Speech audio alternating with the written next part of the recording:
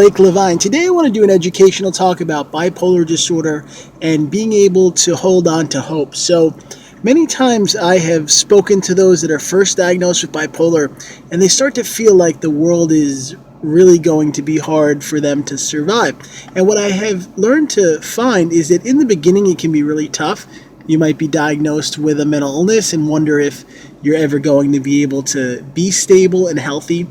But if you take the right steps and go on a long path to getting stable and doing well, it can end up taking you to a place that's even better than you were before you were diagnosed with the mental illness. So I want to just share in my own life that before being diagnosed, I thought I knew everything. I was young. I was about 14 or 15. I had a lot of confidence and really thought that I knew what was going to happen with my life. When I got diagnosed and first had to go to the mental hospital, I really was angry and upset and confused and didn't know what to do. And I remember those first 2 years I was in and out of 5 different hospitals and wondering if I was ever going to survive, if my life was over. And along the way, I found faith. I started to believe that having God in my life could help me to get through some challenging times. I also learned to change my way of living. I used to always want things instantly and think that overnight I could have whatever I wanted, and I had to learn to go slow and take small, simple steps. And that was a really hard challenge to say, you know what, I'm going to do things differently. I was still young. I was only about 17. And, often when we're a child, we want to be able to handle everything and have quick answers. But having a mental illness made me say, you know what can I do slowly and steadily? And over many years, I've been able to accomplish a lot. I've written about 9 published books.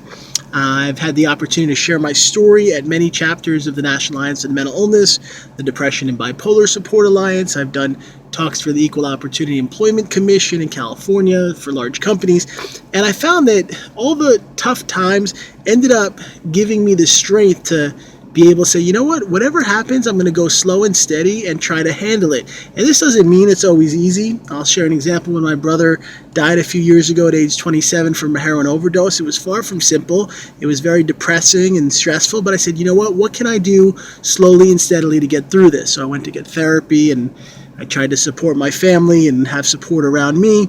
And I have found that, when you have a mental health condition, you can actually learn to get yourself stronger. Today I did a workout for an hour. I do 5 or 6 days each week where I try to get physically fit. I'm doing my best to eat healthy, to have good social relationships with friends and family.